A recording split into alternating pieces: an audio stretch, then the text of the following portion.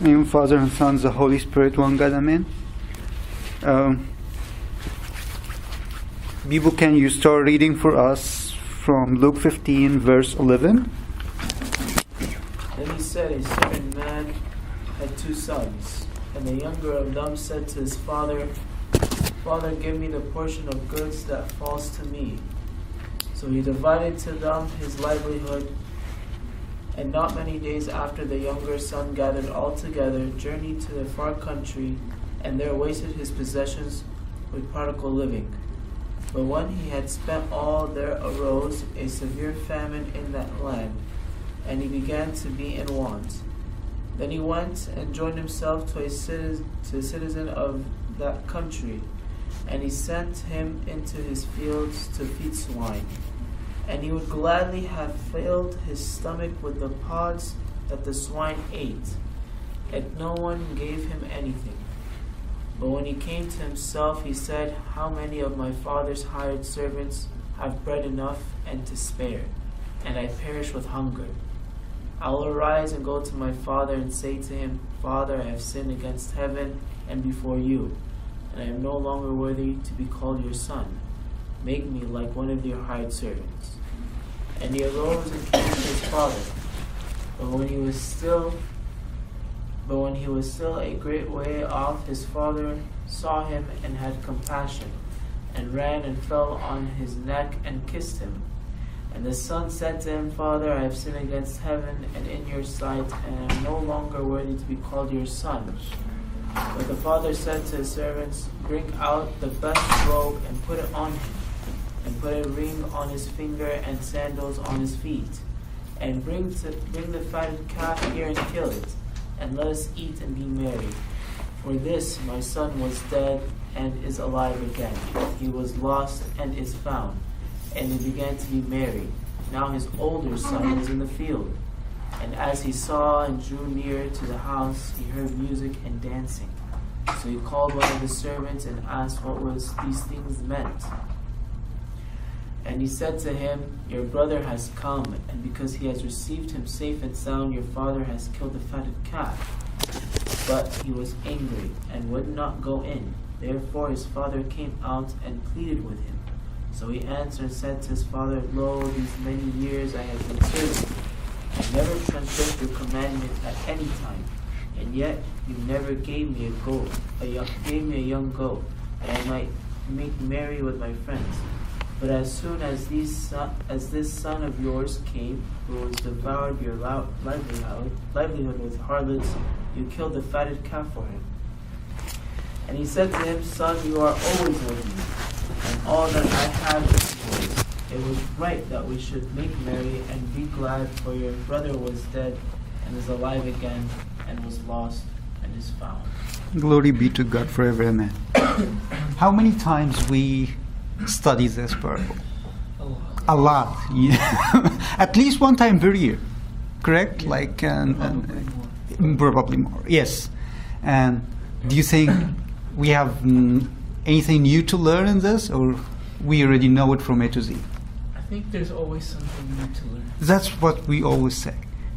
But to be honest, we don't feel so from our heart sometimes, correct? Like sometimes when we just open it or going to listen for something, we already listen for the same for like 10, 15, 20, 30 times. We don't believe 100% that's something new. But it's not only about something new, it's about secrets in this book. Okay, first of all, what is our first impression when we read it? Our personal impression.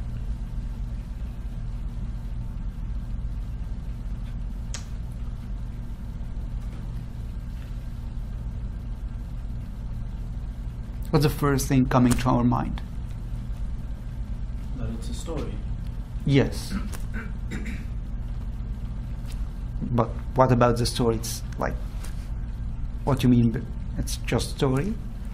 I mean, the first thing you read is that he said a certain man had 2 sons, so there's a story.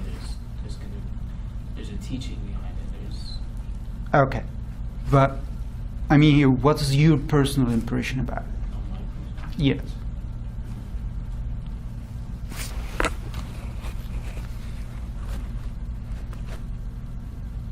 first impression is someone who decided to do something that is full, and then he came to his senses and decided to just come back to his senses. Perfect. What else?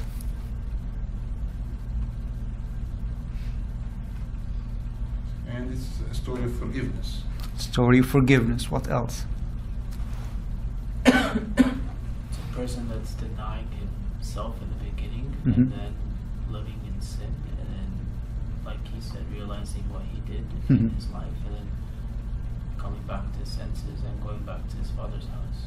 Perfect. What else? So, like what Peter was saying, it's a story of forgiveness from the perspective of the Father, but it's also a story of repentance from the perspective of the Son that left and came back.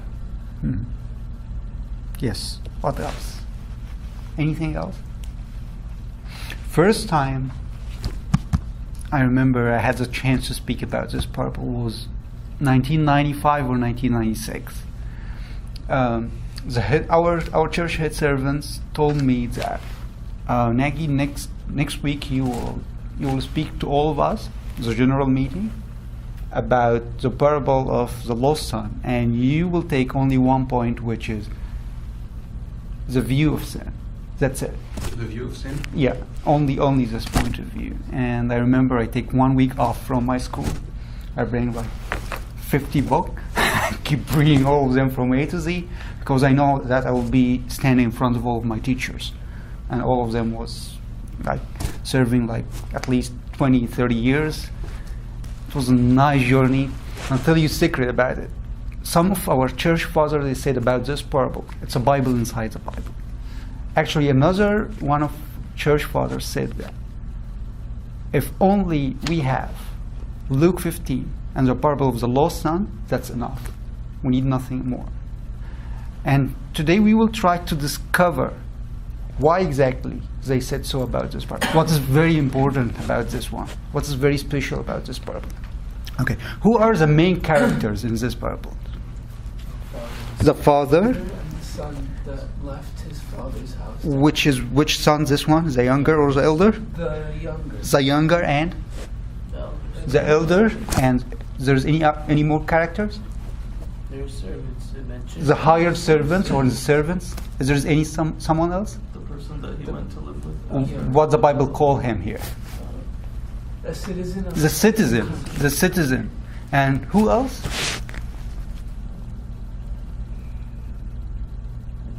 No, there is. Yep. We said the father, the elder son, the younger son, the hired servant or the servant, the citizen, and Oh, the brothers, the older brother's friends. correct. Oh, The elder or the older brother friends. okay. Yes. Okay. Where is the places in this? Like, all of this happen in the same place or in different places? In different places. Which can you mention which places? So the father's house, The house and whichever city his brother went to. what the Bible calls the city? It just says a far country. Far country. It's not close to the house. It's far country. And And then the servants. the field. When the father went out to the elder son in the end of this parable. Okay. When the younger son decided to move out of the house, when exactly he did? When you realize the swine eating it. And No, when he decided. Decide to go out, not to come back. Oh, he said to When leave. he told his father that he wants everything. But His inheritance. immediately after that, like he didn't take too much time. Yeah. Yes. Perfect. Perfect.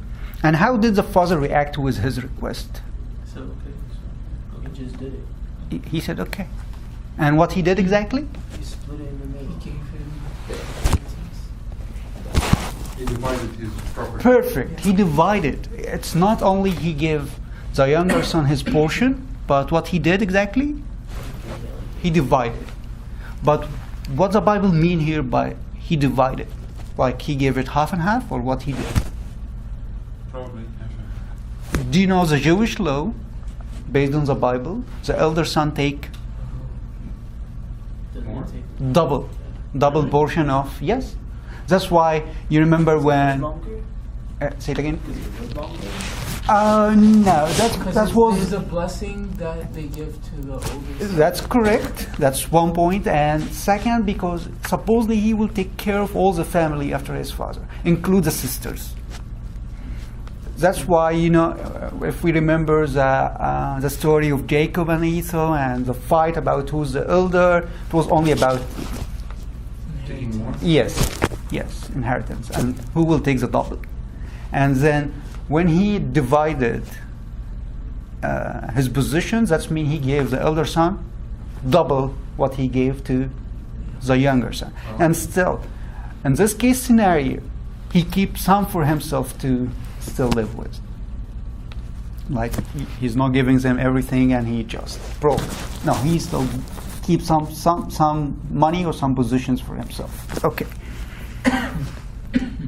How you describe the elder son reaction or action regarding his younger brother request?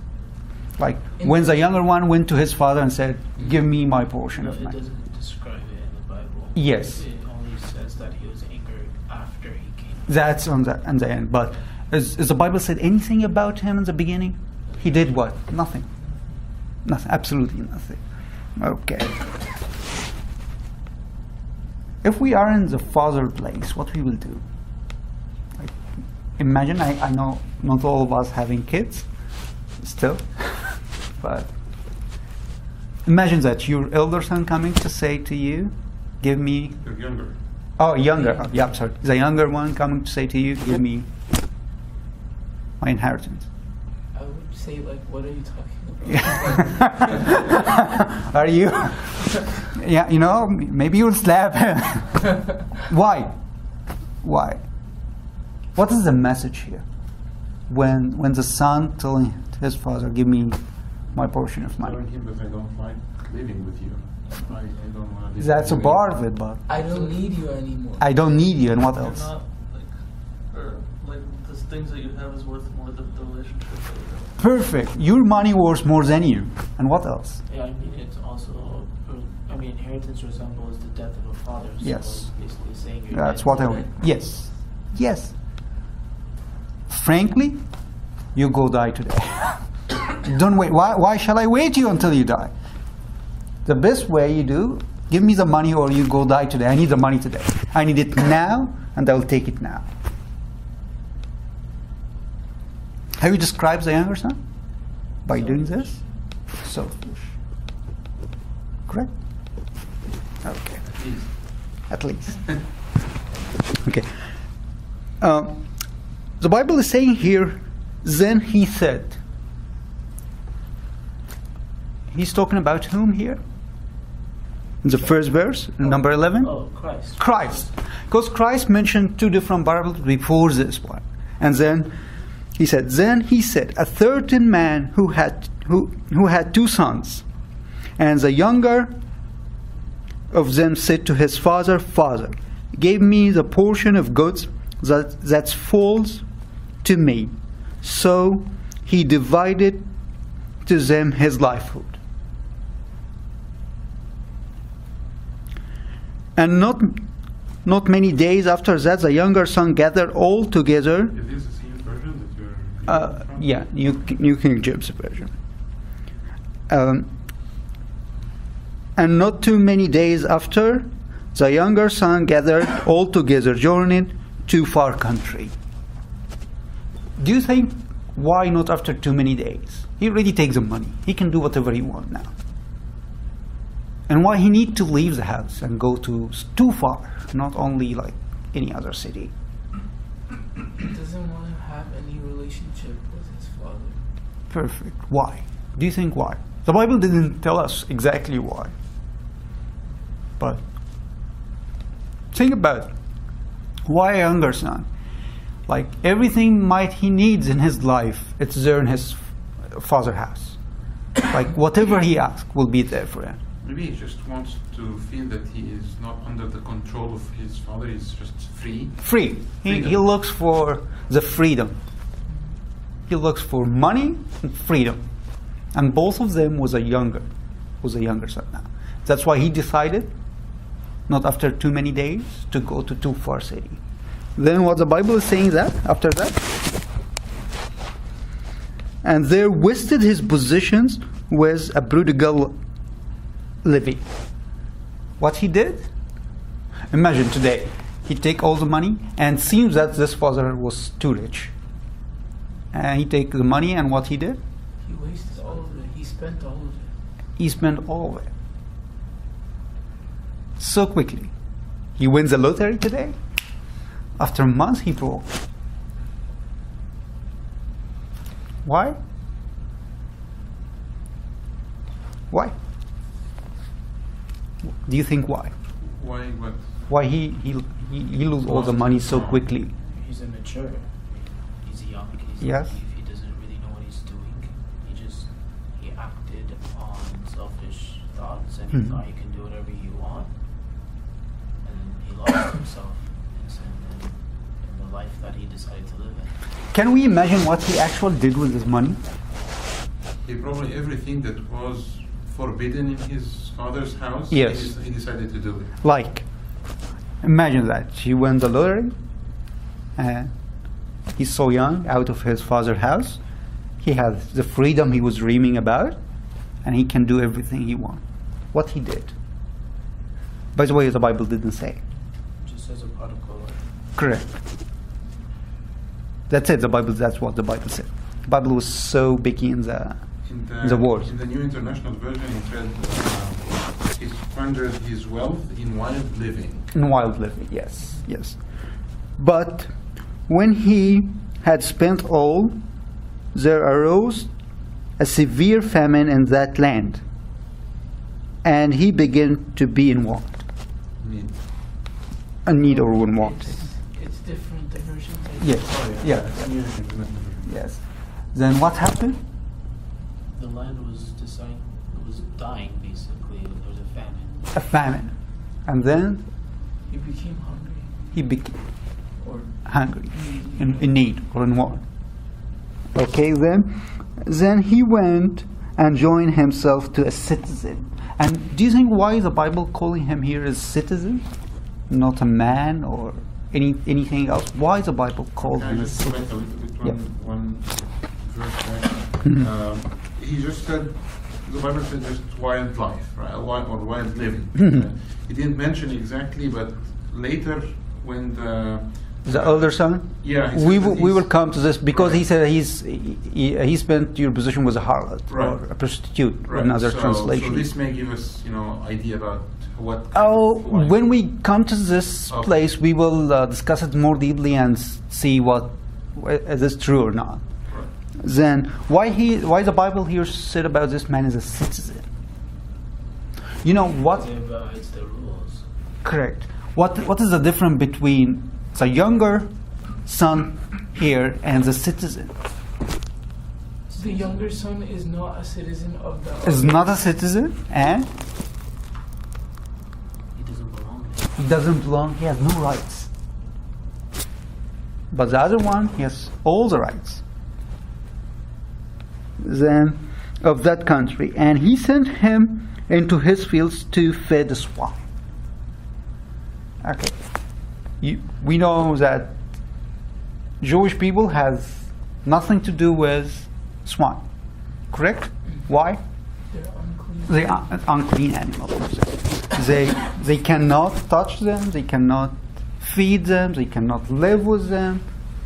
They don't accept any people dealing with them. Any respectful Jewish man, he cannot touch swine or pigs. And he would gladly have filled his stomach with the butts of the swine, ate, and no one gave him any. Okay. Now let us go more deeply in the story a little bit.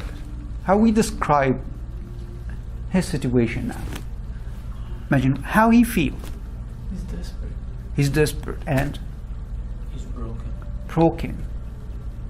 If we are in his situation, what is the best thing we can do?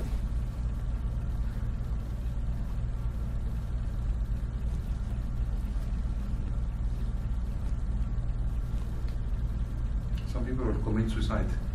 Yes, could be. You used to have everything, today you have nothing. And nothing plus no one is giving you anything. And maybe you might think about being a criminal and steal something from the citizen or do like other things. Why? Okay, that's the other part. But do you think why he's not going to do this? Why he's not going that far? Because he knows his actual way. Correct.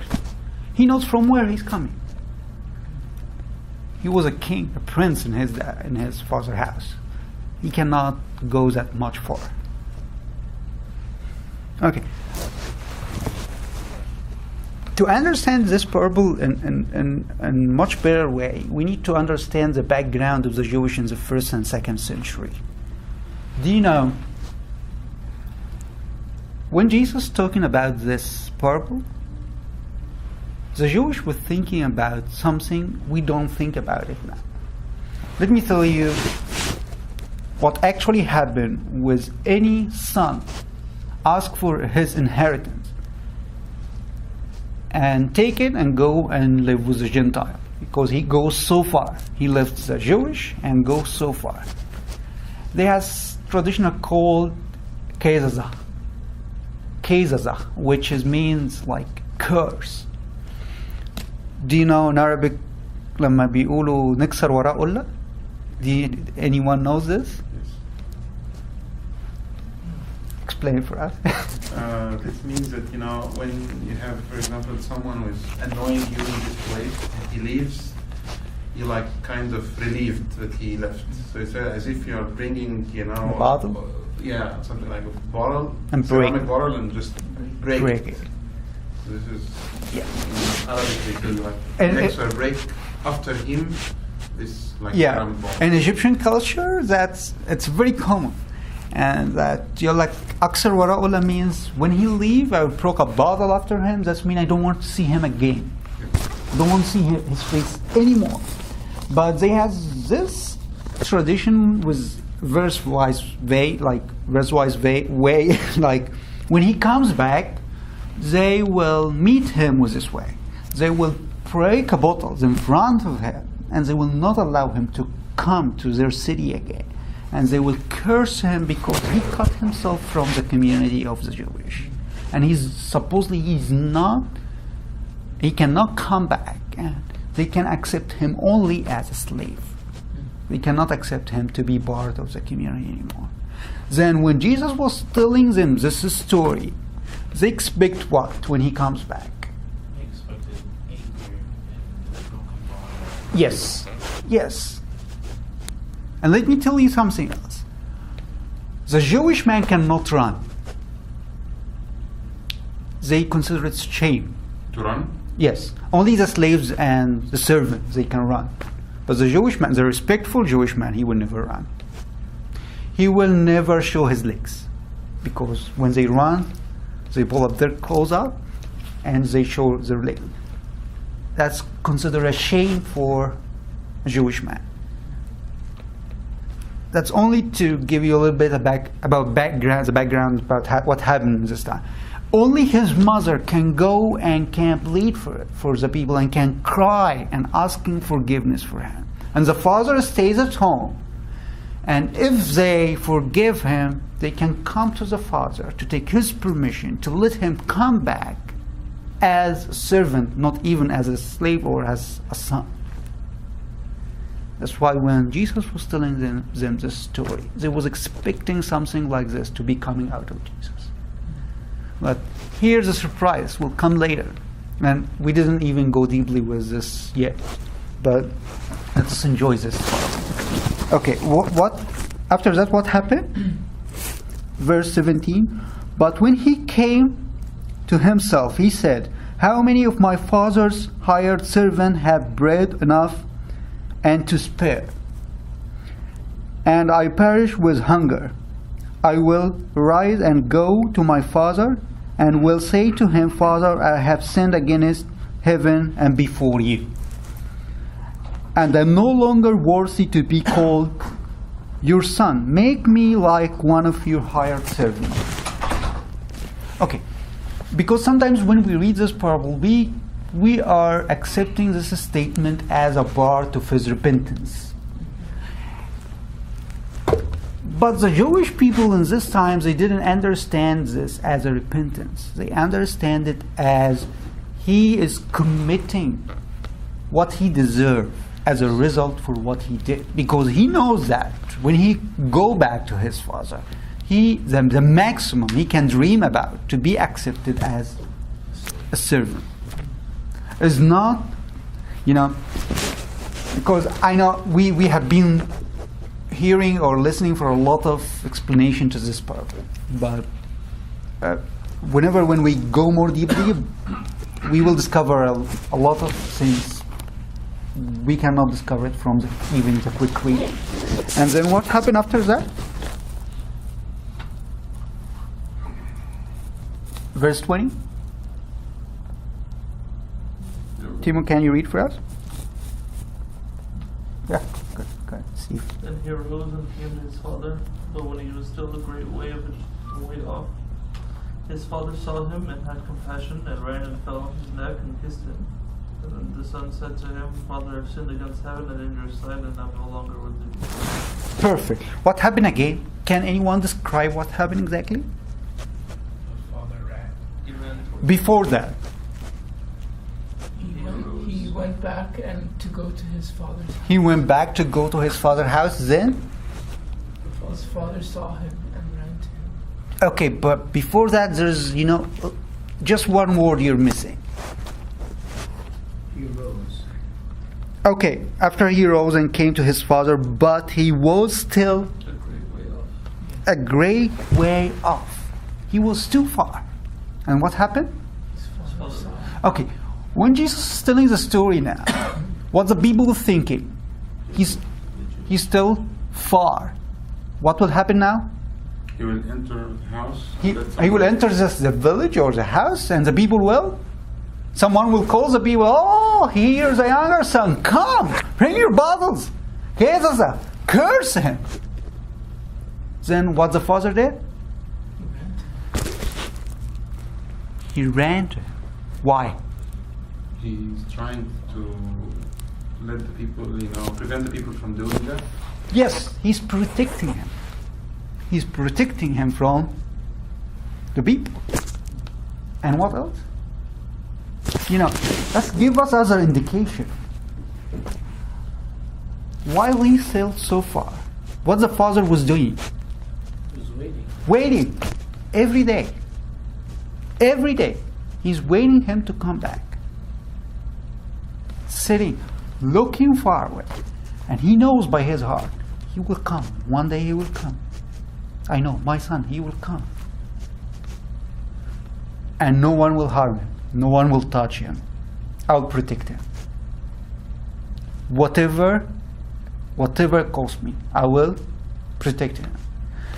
This gives us indications that the father day and night was staring, waiting the son to come back. His son to come back.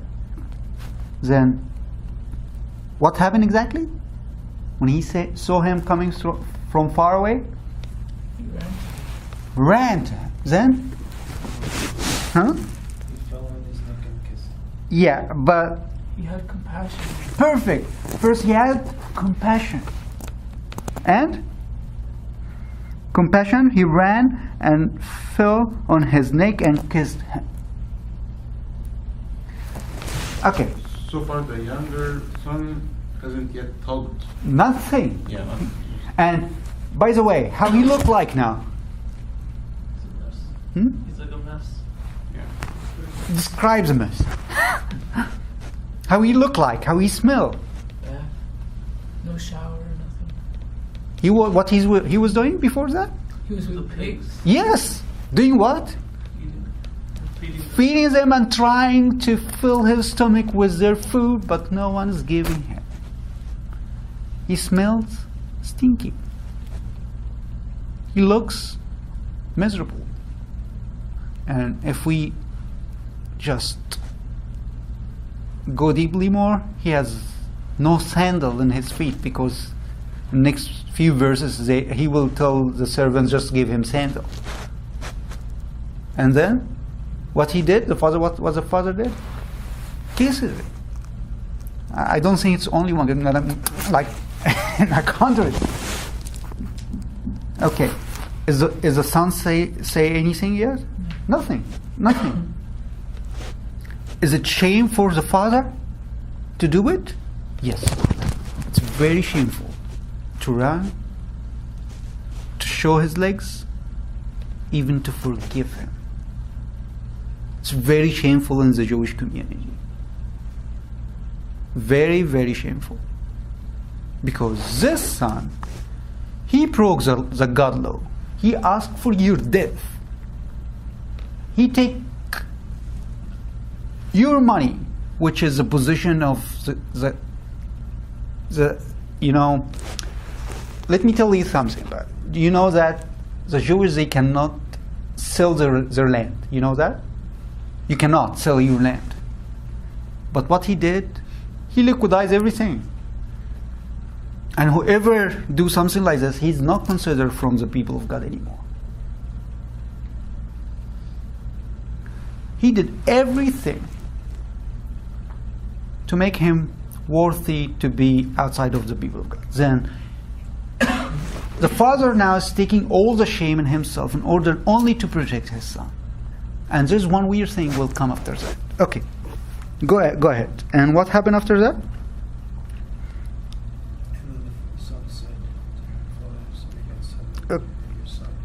Okay, Bibo, could you read it louder a little bit? And the son said to him, Father, I have sinned against heaven and in your sight, and am no longer worthy to be called your son. Okay. Do you notice anything here in this verse?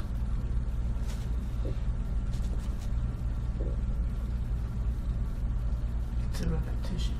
He's knew from before that he was going to say that. Perfect. He arranged for this. He prepared himself to say that. But is there anything different? Yeah.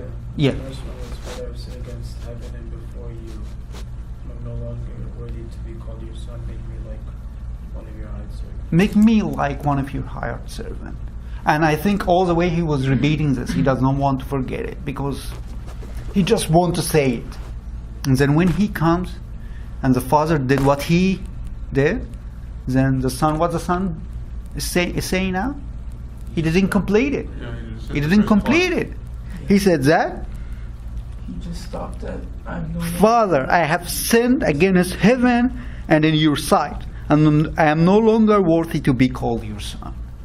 But he didn't tell him, make me as one of your higher servants. Why? Probably the father stopped him Perfect. before he could say it. Probably yes. Or from the way he's hugging him and kissing him and showing love. No need to say it. Okay. Or maybe he just wanted to be a servant. Yes. He knows he wasn't a servant, he was a son. But he knows he did like a really bad act. So he just said, I'm no longer to be called your son. And he was just looking for forgiveness. So maybe that's it. Yes. Yes. And here's a surprise after that.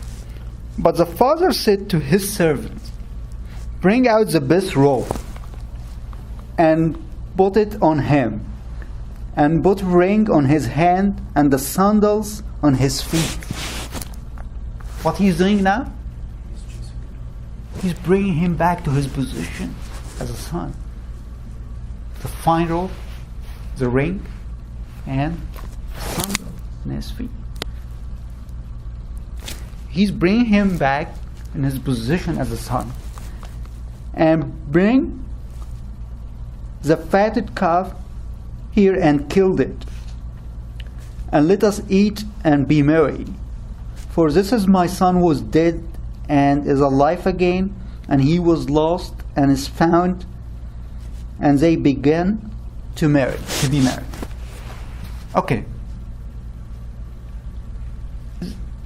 did you notice something strange about it?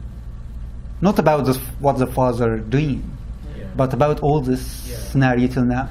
So you've been telling us about the Jewish tradition and all of that, and then how they reacted to the father, and how he was like, oh, bring all of these good things from the son and kill the father's calf.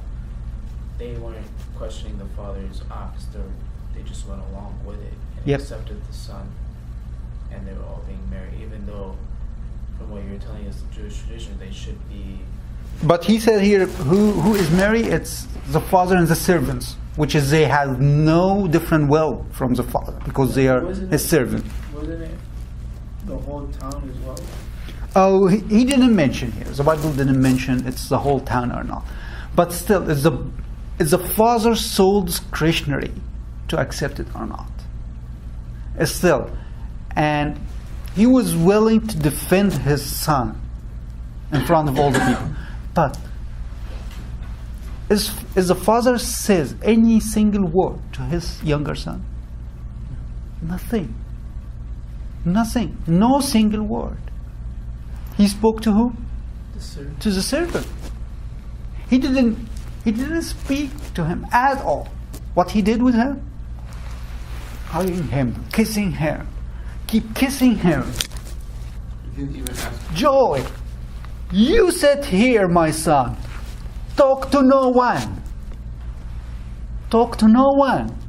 I'll take care of everything. You don't need to worry about anything. He didn't even say that to him. He just did it. Although many people in a situation like this, even if they want to forgive, They will. first say like, "Why? Is Why? that? I told from the you. beginning, yeah." I told you. It doesn't work like that. You're not listening. We are doing this with our kids day and night. You're not listening. I told you. How many times I told you that? Personally, what I'm doing. Right? But the lovely thing about it, this son here, how he feels. Like, put ourselves like in his place. How he feels. He's probably confused. Yes, 100%. 100% confused. And what Ashamed else? of himself. He's ashamed of Because- himself, because yes. His father, like, is, Taking all the shame yeah. because of him, yes. What else? He's shocked. Yes, he never expected. Yeah.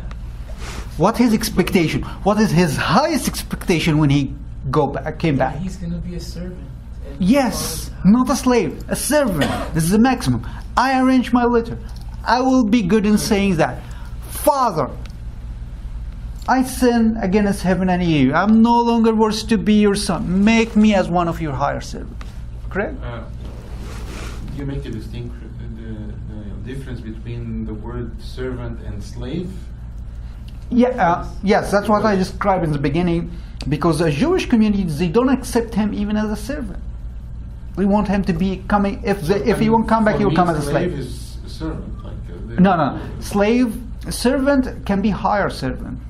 He can be by wages, like daily wages, like dinar, as we discussed It's a last higher time. rank of the Yeah. slave. The slave is like you Slave have is a slave. Oh, okay. Yeah. Hired servant is like, oh, you have a home, you have a family, Yeah. but you come to work for me. Yes. And there is a servants and hired servants. Yeah, like their servants stay in the home, like day and night. And they live, they married, and they still live in a home because the homes was too big and there's a bar for the servant. And you think But- the Jewish community, in a situation like this, he would be a slave? The maximum he can dream about to be servant. Okay. Yeah, I think also this was the happiest moment in his life. of course. Okay, can I ask you a question? What made him go back to his father? Because we said that if anyone in his place, he can be suicidal, can kill himself or can do whatever. But what makes him actually like think and coming to his sense or coming to his mind and coming back to his father? He remembered what he had there. Perfect. What he remember exactly? The good life. It says in verse. Yes, but what? Yeah. Probably my father's hired servants have bread enough and to spare. And Okay. Is the bread the first thing make him comes back? Could be. But you know what is deeply in his mind and his Father's heart? love. the memory of love. The love he used to have in his father's house. At the same make him comes back. Because he knows his father's heart. If he has doubt in his father's heart, he will never come back.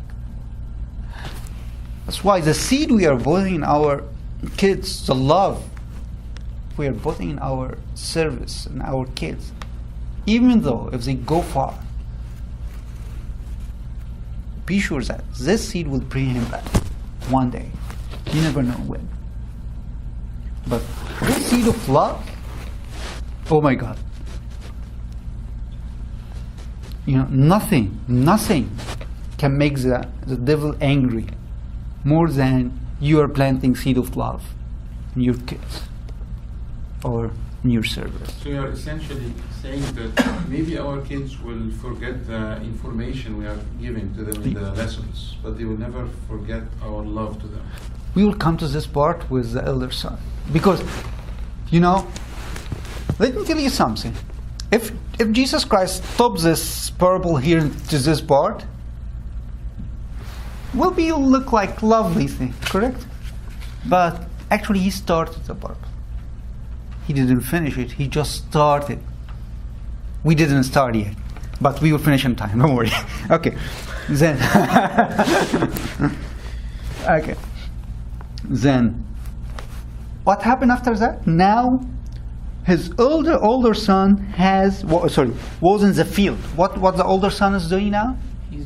He's working hard. He's not only working, he's working hard. And as he came and drew near to the house, he heard music and dancing. Oh my God, music and dancing in our house? Since my younger son left the house, there is no music and no dance. Do you think the father will be happy after his younger son left the house? I don't think. No single day. No single day. Correct? I think when we just spend the night with our friends, or just go home like late, our parents like so worried about us, they keep waking up. Dad, why are you waiting me? Like, I'm adult enough. Okay, you came. Okay, I'll sleep now. What about this situation here?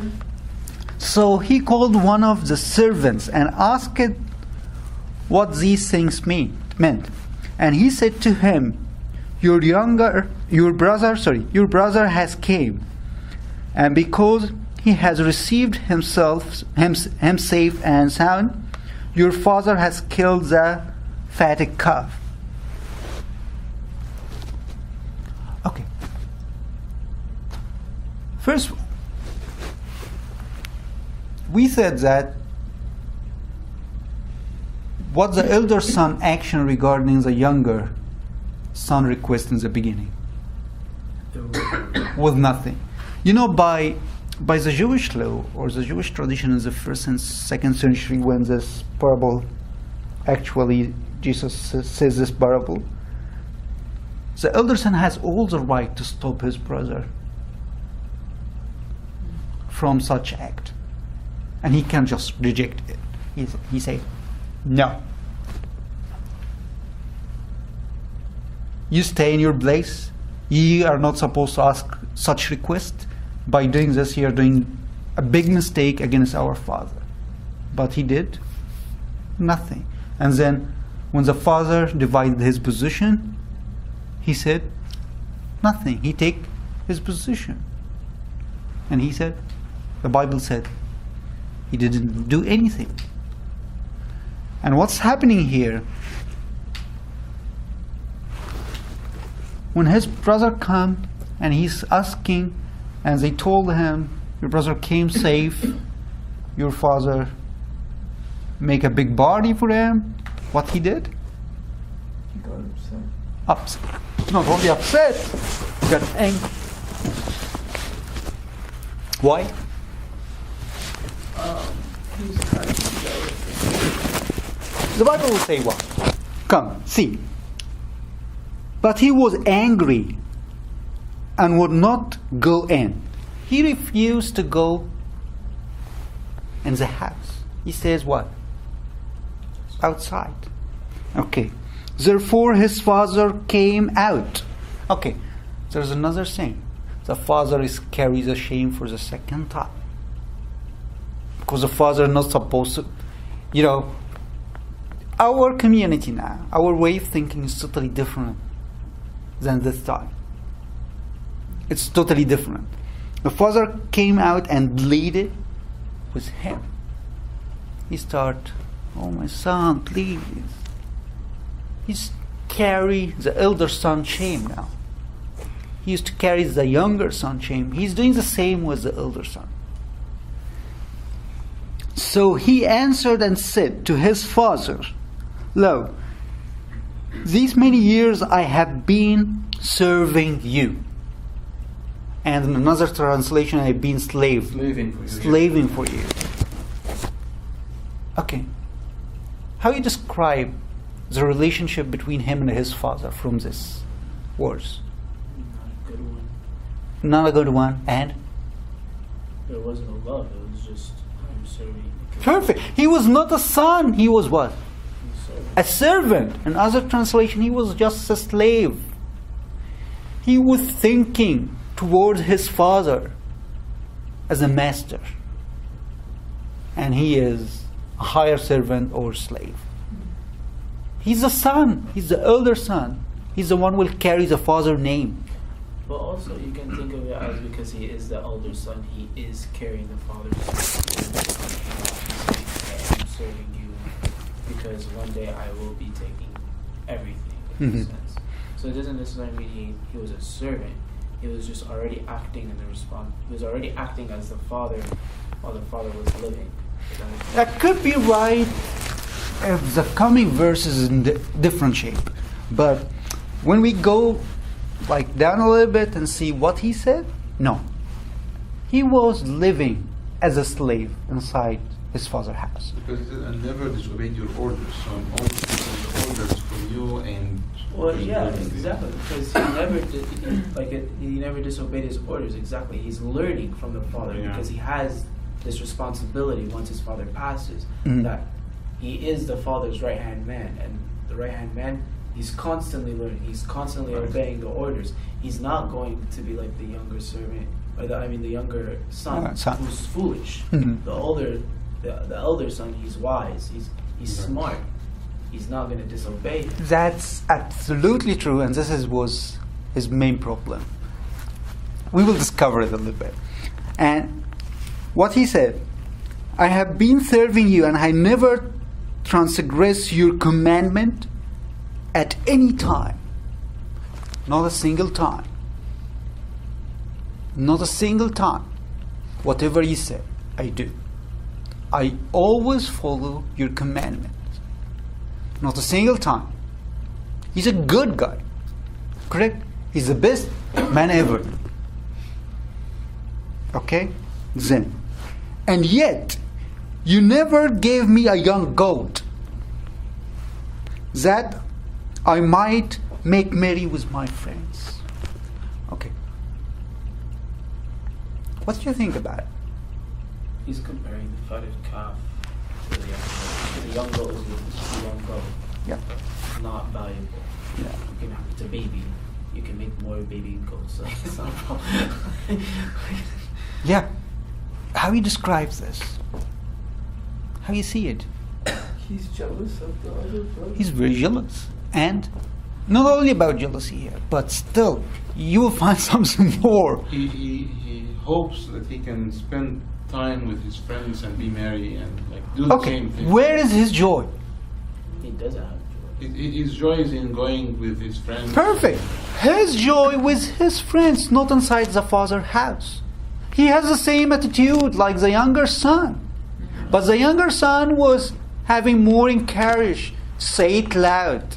But he didn't. You didn't even give me a young goat to marry with my friends. Son, there is a fatty calf inside. Come, bring your friends. Eat it all. No, I need a young goat to celebrate outside. That shows what's inside. It's a bad thing coming. Okay. But as soon as this son, what's the meaning of this son? What he's talking about here? His brother. His brother. He didn't say my brother, or even he didn't say your son. He said what? This son. This son of yours. You know, I don't know. Like he's abusing him, correct? Do you find another interpretation for that? This son, yours. What happened? Came, who has devoured your livelihood with harlots. Okay. Is the Bible said so about him? The younger son? No. It's an accusation. It's a wrong accusation. Yeah. And by the way, like he's saying that, that's my own dream. I want to do it. In Arabic called isqat. I don't know in English. You know it? Maybe reflection. It's a personal reflection. He wants to reflect what he would do if he is in his position as a younger If son. he has the courage. If he has the same encouragement to ask for the wrong things. But how do we know this is an accusation? The Bible didn't say so about the younger son. He said, what the Bible says about the younger son? And he just lived a prodigal life a while. A prodigal life. But he didn't say that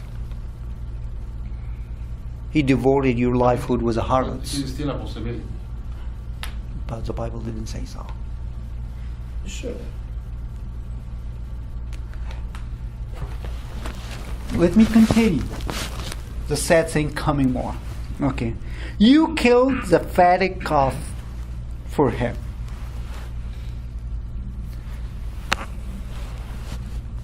Okay. The younger son came, and the father make all of this party for him. The elder son coming. There's a dancing and singing in the house. Hold on, can I actually go back? Yes, please, go ahead. We will go back. We reflect back. I want to go back to the so as this son of yours came who devoured your livelihood with harlots, right? And you're saying the Bible didn't, it only said while living, but also, sure, the Bible only mentioned while living a prodigal life, but Christ was saying this story. Yeah. So why would Christ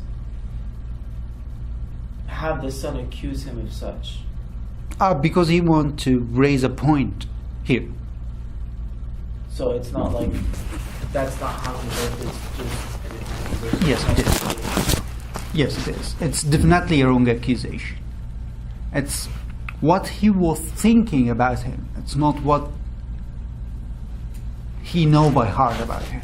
But when you asked us in the beginning, We think the same. how do you understand? we really think the same. I know. That's why I asked the question and I didn't take an answer. Yeah, because usually, like youth in this age can go this way. Can go this way. Yeah, and that's what he was thinking about. But the Bible didn't say so. But then you said this is the elder son's own desires. Isn't that an accusation of the elder son? How do we know that's... That's what the Bible said about it. Yeah, but the Bible didn't say, oh, this is the elder son's desire. This is just the elder son saying, oh, this is what I'm thinking my younger brother did. But you said this can be a reflection of the elder son's desire of what what the elder son did instead of the younger son. So let's say the elder son. I got your point. Let me go back a little bit and make another reflection on the elder son. First of all, elder son had all the right to stop the younger one, and he didn't. And he take all his positions, double of the younger son, correct? And the younger son, when he comes back, he will live in the portion of the father, which is the father has all the right to do whatever he wants to do because he already divided his position between both of them. That's first of all. Second, when he came and listened to the sing and dance, He didn't enter. He asked one of the servants. And here, even how the church father describes this about the elder son, from where he's getting his knowledge. He's not getting his knowledge from the father. He's getting his knowledge from the servants.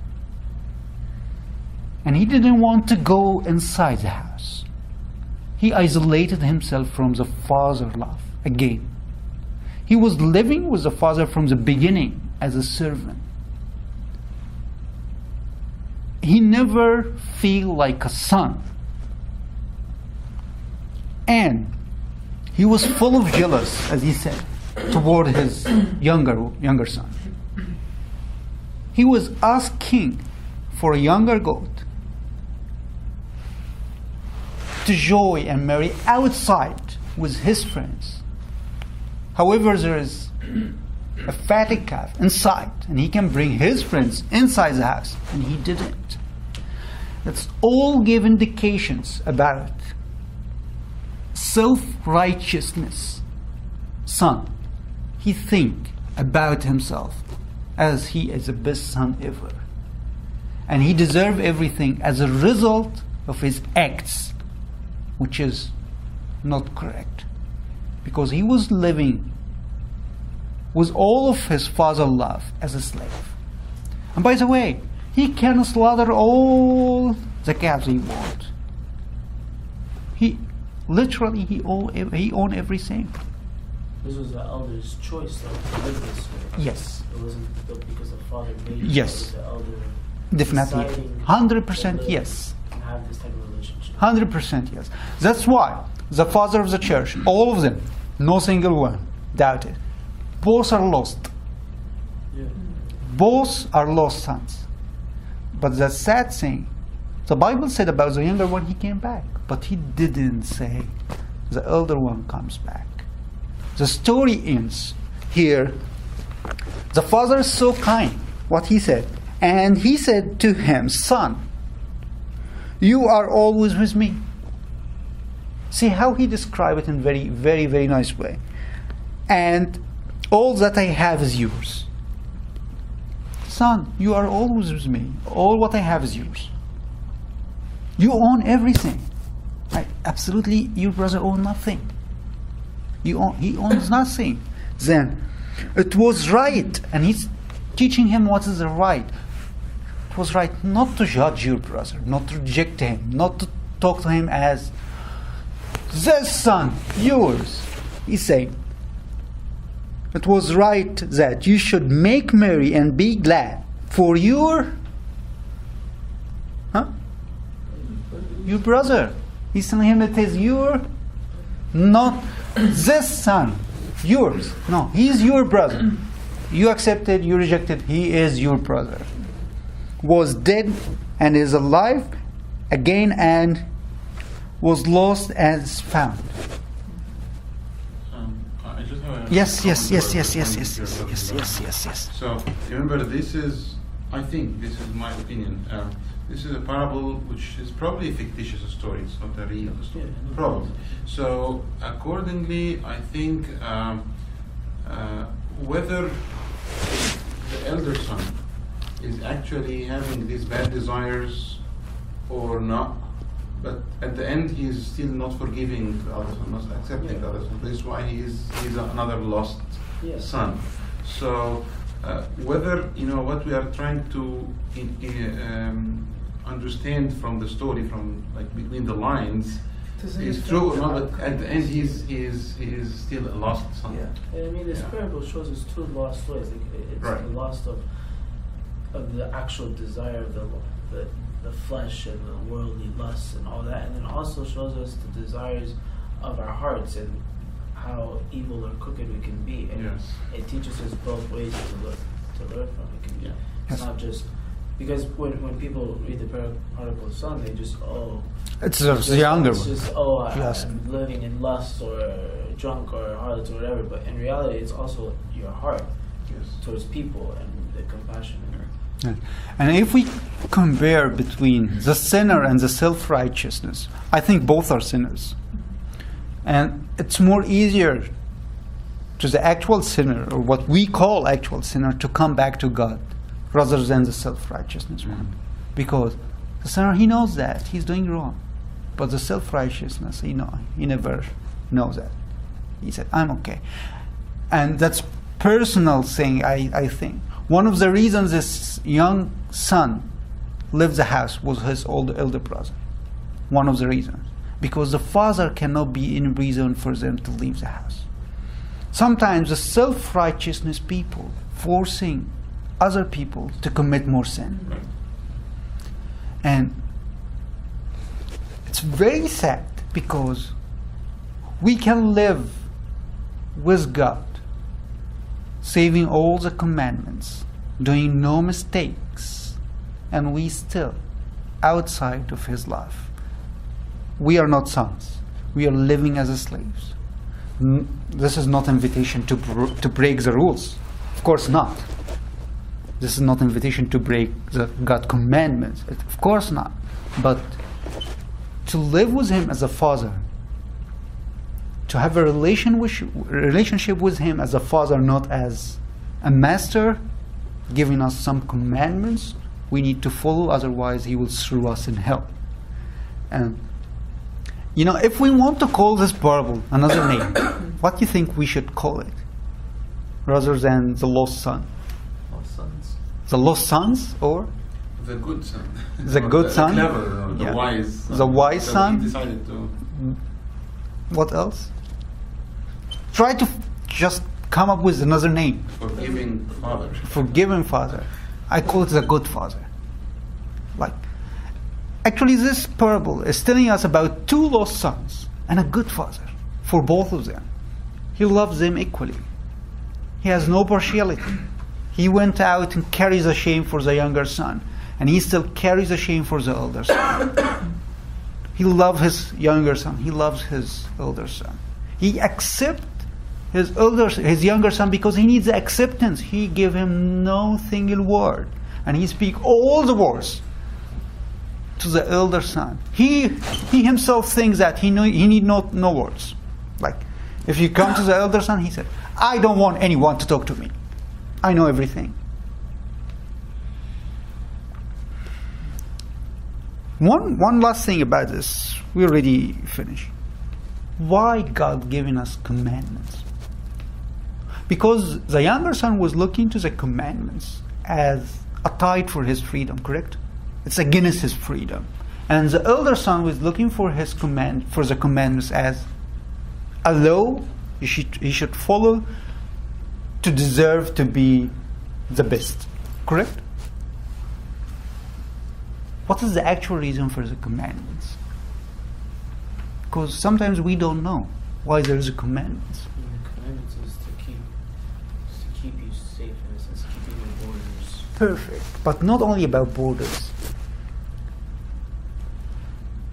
It's not about like, oh, if I do all the commandments, then God's gonna love me. It's not about like, oh, if I decide to pick and choose, it's like, oh, okay, I'll be fine at the end. It's really just to keep you It's like safe. guidelines to live. That's perfect. It's that, and it's also the only way I would know if somebody loves me is if I ask them to do something and they listen. If they don't listen, then I know that they don't.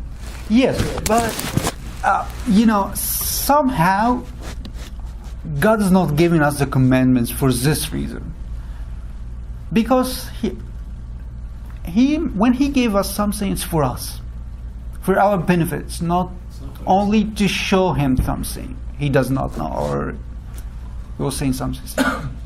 No, I was saying that the commandments are they're like guidelines to live by.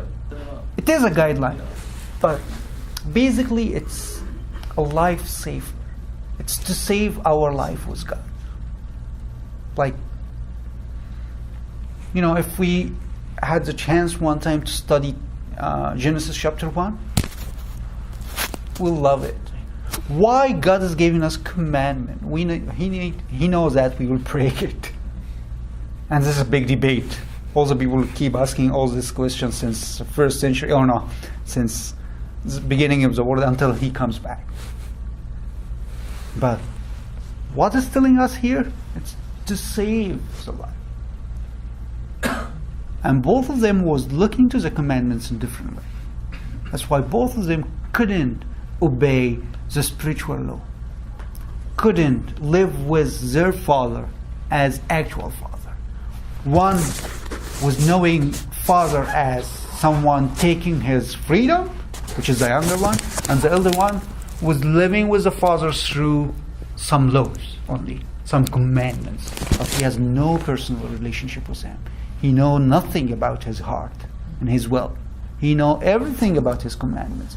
He knows nothing about him as a person. And that's very weird, very tricky and very weird. When you see someone know everything about God's commands, know nothing about God. Oh my God. Sometimes we are like this. Glory be to God forever. Amen. Thank you.